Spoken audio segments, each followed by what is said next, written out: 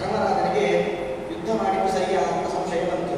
ಹಾಗಾಗಿ ಸಂಶಯ ಬಂದಕ್ಕೆ ಆ ಸಂಶಯ ಪರಿಹಾರ ಮಾಡಲಿಕ್ಕೆ ಕೃಷ್ಣ ಮಾಡಿದ್ದೇನು ಅಂದರೆ 800 ವರ್ಷಗಳು ಓದಿರುವಂತಹ ಭೀಷ್ಮಾಚಾರ್ಯರನ್ನು ಕರ್ಕೊಂಡು ಹೋಗಿ ಆ ಭೀಷ್ಮಾಚಾರ್ಯರ ನಾಲಿಗೆಯಲ್ಲಿ ಕೃಷ್ಣ ನಿಂತು ಅವರ ಮೂಲಕ ಅನೇಕ ತತ್ವಗಳನ್ನು ಉಪದೇಶ ಮಾಡಿ ಅವನಿಗೆ ಬಂದಿರುವಂತಹ ಧರ್ಮ ವಿಷಯ ಸಂದೇಹ ಏನಿತ್ತು ಆ ಸಂದೇಹವನ್ನೆಲ್ಲ ಪರಿಹಾರ ಮಾಡ್ತಾರಂತೆ.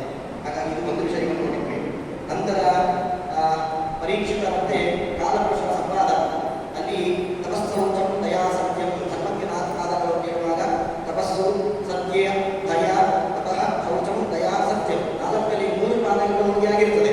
ಒಂದೇ ಒಂದು ಪಾದ ಇದೆ, ಅದು ಯಾವುದು ಅಂದರೆ ಸತ್ಯ ಅನ್ನುವಂಥ ಪಾದ ನಮ್ಮ ಕಲಿಯುಗದಲ್ಲಿ ಉಳಿದಿತ್ತು. ಅಂತಹ ಸಮಯದಲ್ಲಿ ಪರೀಕ್ಷಿತ ಅನ್ನುವಂತಹ ರಾಜ ಹಸುವಿಗೆ ಧರ್ಮ ಅನ್ನುವಂತಹ ಹಸುವಿಗೆ 4 ಪಾದಗಳನ್ನು ಪುನಃ ಜೋಡಿಸಿ ಆ ಧರ್ಮದ ನೆಲೆಯನ್ನು ನಡೆಸಿದವರು ಅಂತ ಹೇಳಿ ಆ ವಿಷಯವನ್ನು ವಿಶೇಷವಾಗಿ ನೋಡಿದ್ವಿ.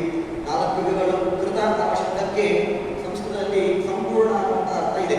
ಹಾಗಾಗಿ ಆ ಸಮಯದಲ್ಲಿ ತಪಸ್ಸು ಇತ್ತು, ಶೌಚವೂ ಇತ್ತು, ದಯೆ ಇತ್ತು, ಸತ್ಯವೂ ಇತ್ತು. ಆಮೇಲೆ ತ್ರೇತಾಯುಗಕ್ಕೆ ಬರಬೇಕಾದ್ರೆ ತ್ರಿ ಅಂದರೆ 3 ಅಂತ ಅರ್ಥ. ಹಾಗಾಗಿ ನನಗೆ ಒಂದು ಕಡಿಮೆ ಆಗಲಿಕ್ಕೆ ಶುರುವಾಯಿತು. ದ್ವಾಪರ ಯುಗದಲ್ಲಿ ದ್ವಿ ಅಂತ ಇದೆ, ಹಾಗಾಗಿ 2 ಅಂತ ಆಯಿತು.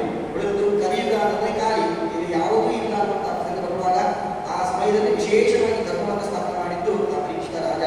ಅಂತಹ ಪರೀಕ್ಷಿತ ರಾಜ ವಿಶೇಷವಾಗಿ